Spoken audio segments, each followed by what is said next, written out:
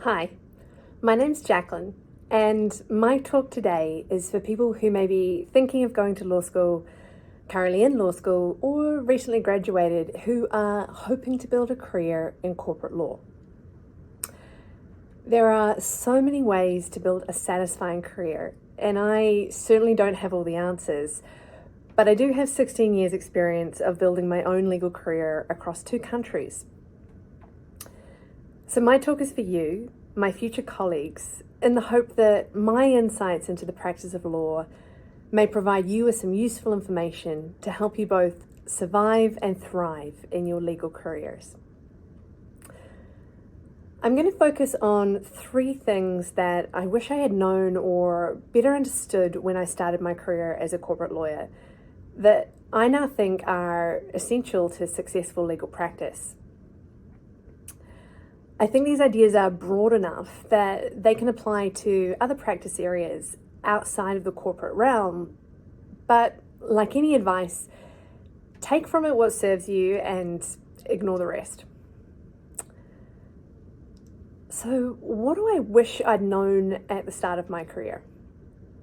The list is long, but my top 3 things can be summed up as follows. First, you are the architect of your career. Be intentional about how you build it. Second, know and manage your boundaries. And third, there are lots of different paths up the career mountain. So let's start with being the architect of your career. Why does anyone want to become a lawyer? It's hard work, the hours can be very long, and stress is inherent to the profession. Personally, I decided I wanted to be a lawyer as a child, which I know is weird, but it takes all sorts. Reflecting on it now, I was impressed by the power that I saw in women like Dame Sylvia Cartwright, who was New Zealand's first female Chief District Court judge, amongst other amazing achievements. She was smart and people listened to her. My 11-year-old self was sold on a life in law. So much so that when it came time to dress up for my grade 7 school dance that had a letter B costume theme, I went as a barrister, complete with a tiny briefcase. Anyway, once my mind was made up, the path was clear. Do well in school, go to law school, get a graduate position with a firm, and get on that path to partnership. Clear, easy, I've got this. In reality, it was a lot of hard work, but I stuck with my plan and I hit my goals and I landed a great role with an excellent firm. Now I thought all I had to do was hit my billable targets and I would be winning at being a lawyer. Wrong. The idea that if you just do an amazing job, then your efforts will be rewarded just isn't correct. And while that might be obvious to many, that there's a bit more to it, I don't think that I'm the only lawyer to be a bit slow to get this.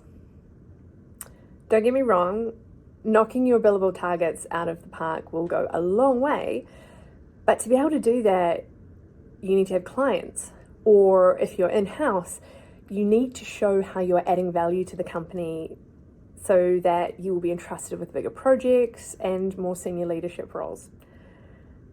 So if becoming a partner or general counsel is your goal, then this is where you need to be intentional in developing your career. And I think the answer lies in business development and self-marketing. If you don't do this, then you risk being overlooked in favor of others who play the game better than you. Fortunately, there are lots of ways to tackle this challenge. Developing your social media profile, building relationships with your colleagues and clients, recruiting mentors and cheerleaders. But personally, I think the key skill to master is understanding how your business makes money, how you contribute to its success, and how you communicate that value to others. I think this is true for both private practice and in-house.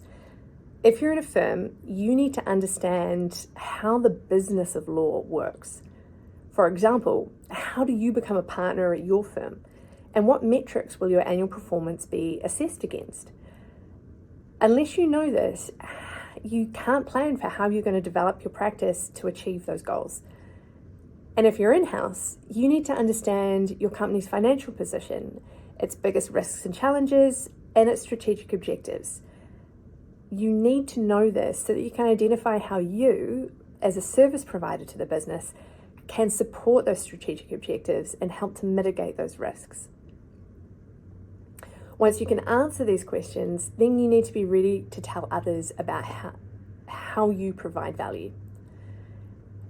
As in-house counsel, I keep a success document.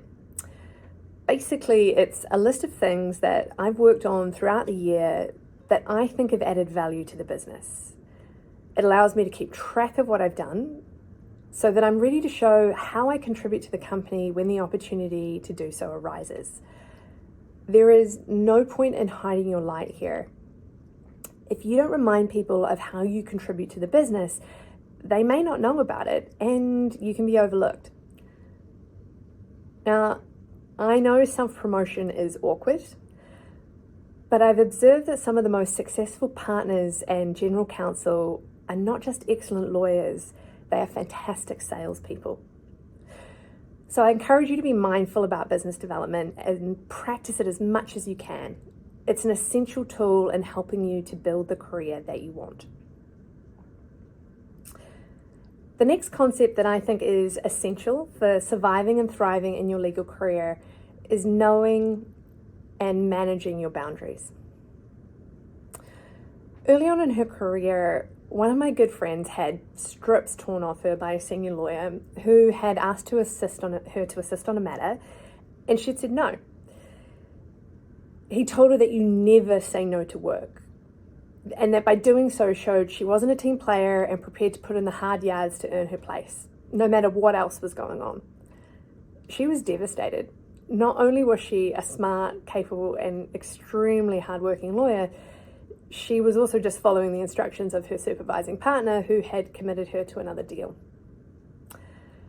There are some corporate work cultures where bending over backwards to accommodate whatever is demanded of you is praised and rewarded.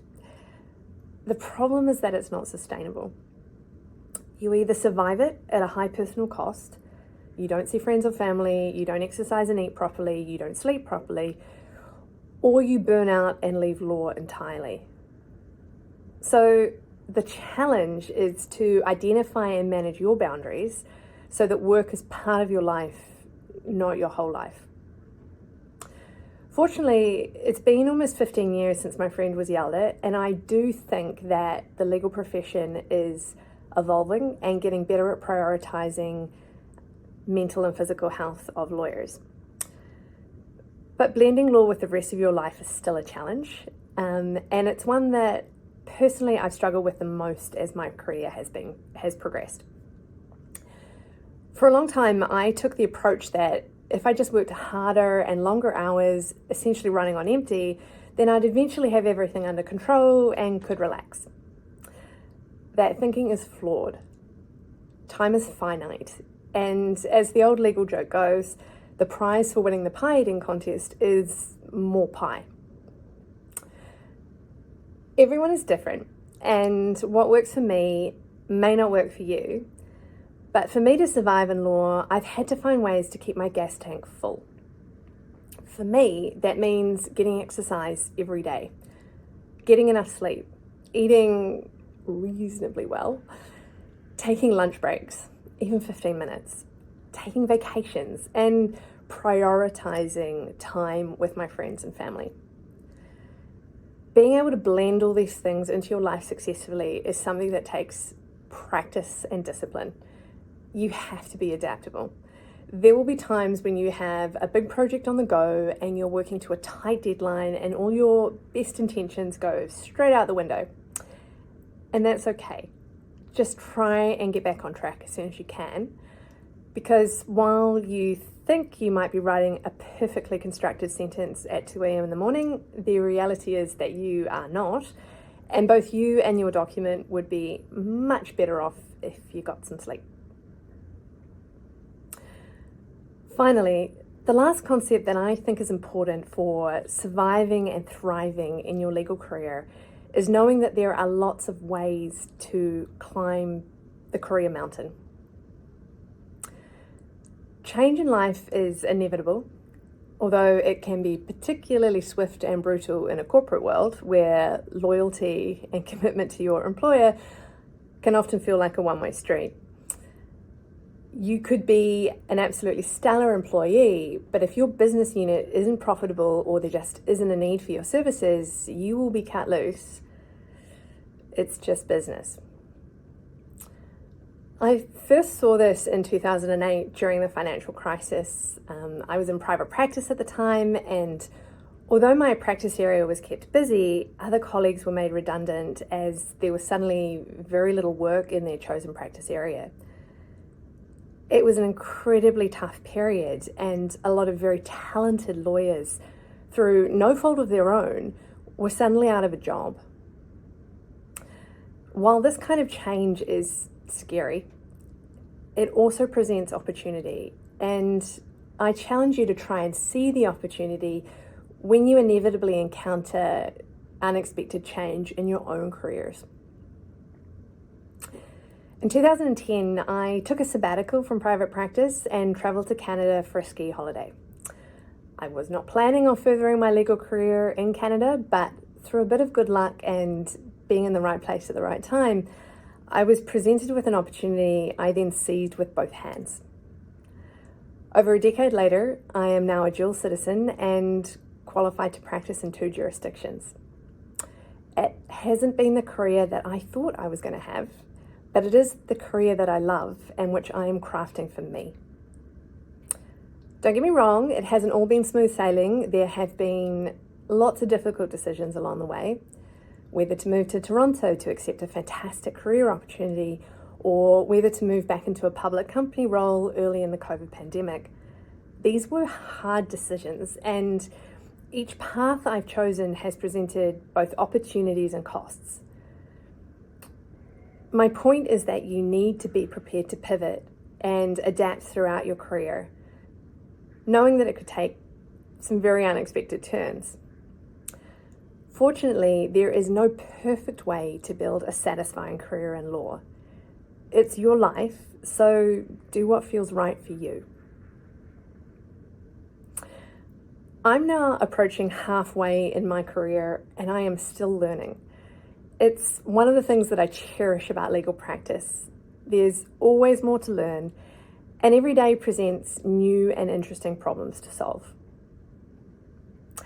I hope that the insights that I've shared today into the practice of law provide you with some useful information to help you as you navigate your careers and survive in the practice of law and thrive. Good luck. You've got this. Thank you to the Association of Corporate Counsel, Saul, Lewing, Armstein and Lear, and TED Masterclass for the opportunity to share my ideas with you today.